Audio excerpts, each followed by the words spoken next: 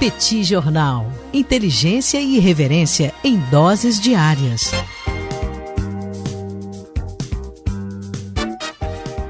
Olá, caríssimas e caríssimos ouvintes do Petit Jornal, caríssimos e caríssimos apoiadores e apoiadoras do Petit Jornal. Estamos aqui hoje para mais uma coluna de política internacional e a gente volta a falar sobre um dos assuntos que mais permeou o noticiário internacional ao longo do mês de agosto, que foi o Líbano.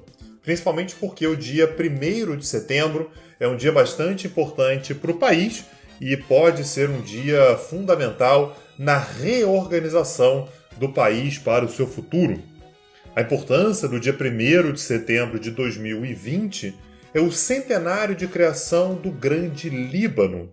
Lembrando que o Líbano fazia parte do Império Otomano e o Império Otomano estava do lado dos perdedores da Primeira Guerra Mundial. E isso levou à assinatura, no dia 10 de agosto de 1920, ou seja, pouco mais de 100 anos, do chamado Tratado de Sèvres, assinado na França, e que inicia o processo de dissolução do Império Otomano. Começava a sair de cena, portanto, o Império Otomano, e quem surgia com muita força ali na região eram a França e o Reino Unido. Enquanto o Reino Unido, portanto, passou a administrar a região que atualmente é o Iraque, a Jordânia e a Palestina, a França ficou com um território que hoje é o Líbano e a Síria. No dia 1º de setembro de 1920, algumas semanas depois da assinatura do Tratado de Sèvres, a França cria o chamado Grande Líbano, que tem como grande importância histórica para o país delimitar exatamente as fronteiras do Líbano moderno. O Líbano, portanto, se tornou independente da França no ano de 1943, enquanto a França estava ocupada pela Alemanha, e esse é um ponto de partida importantíssimo para a história libanesa, o que faz com que o Líbano comemore hoje, nesse dia que eu estou gravando, no dia 1º de setembro, em parte, o seu centenário.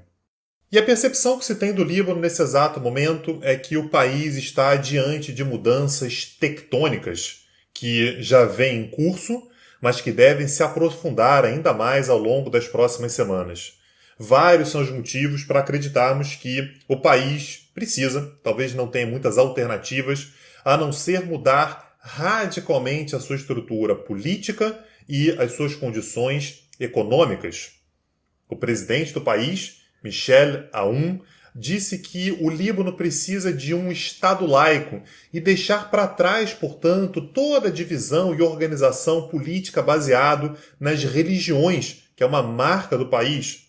Segundo ele, apenas o Estado laico será capaz de defender o pluralismo no país. E o líder do Hezbollah, Hassan Nasrallah, disse que está aberto a debater um novo pacto nacional, capaz, portanto, de levar o país a um momento de maior estabilidade. É claro que ainda temos que ver se isso será levado a cabo, se isso vai ser levado à frente ou se é apenas um discurso, mas somente o fato de aparecer no discurso de um cristão maronita, que é o presidente do país, Michel Aoun, e de um muçulmano xiita, Hassan Nasrallah, dá indicativos de que, de fato, esse é um assunto na pauta do dia em toda a comunidade política libanesa. E essas declarações vêm exatamente no momento em que o Líbano tem um novo primeiro-ministro. Ele era embaixador do Líbano na Alemanha e o nome dele é Mustafa Adib. Adib vai substituir o ex-primeiro-ministro Hassan Diab, que não sobreviveu à aguda crise política e econômica, ainda mais agravada depois da explosão na região portuária de Beirute no dia 4 de agosto. Em meio a esse cenário absolutamente conturbado da história libanesa, quem tem ganhado muita visibilidade tem sido o presidente da França, Emmanuel Macron. Lembrando, pelo que eu já falei aqui, a França chegou a administrar o Líbano entre 1920 e 1943. Há, portanto, uma certa memória imperial francesa diante do Líbano. E o tom utilizado pelo presidente francês diante do Líbano sugere, sim, uma relação relativamente imperialista.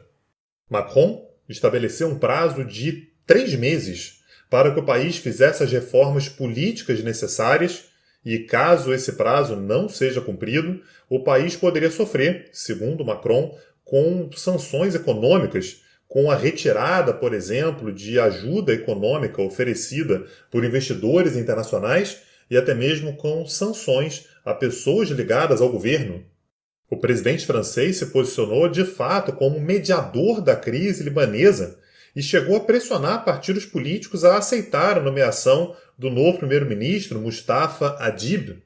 E os reflexos dessa postura francesa na sociedade libanesa não são necessariamente positivos. E isso se dá pelo fato de que há uma percepção no Líbano de que o país já sofre com influência estrangeira demais. O Irã tem uma grande influência sobre o Hezbollah, que também tem lá suas ligações com a Síria, ao passo que grupos sunitas são historicamente, tradicionalmente ligados à Arábia Saudita. A França, com seu passado colonial, seria mais um país influenciando na política nacional. Mas, inegavelmente, todos esses países e todos esses fatores domésticos vêm exatamente no momento em que o país terá que passar por uma espécie de refundação, uma rediscussão sobre os seus rumos, dado o tamanho da crise política e econômica e, portanto, social pela qual passa o país ao longo dos últimos meses. E se os assuntos relacionados ao Líbano te interessam, fica ligado aqui no Petit Jornal, porque a gente vai voltar a falar sobre esse país muitas e muitas vezes, e você pode aproveitar para se tornar um apoiador do nosso projeto, acessando o nosso site www.petitjornal.com.br, e por lá você pode deixar a contribuição que você quiser. Lembrando que o Petit Jornal é uma mídia alternativa, não temos o patrocínio de grandes empresas e fazemos tudo com recursos próprios e com a sua ajuda.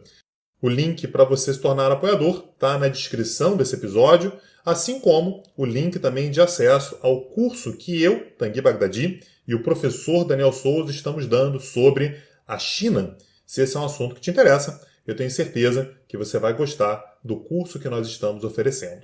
Meu nome é Tanguy Bagdadi e eu falo para o Petit Jornal. Petit Jornal. Inteligência e irreverência em doses diárias. Agora, o Petit Jornal está na web www.petitjornal.com.br.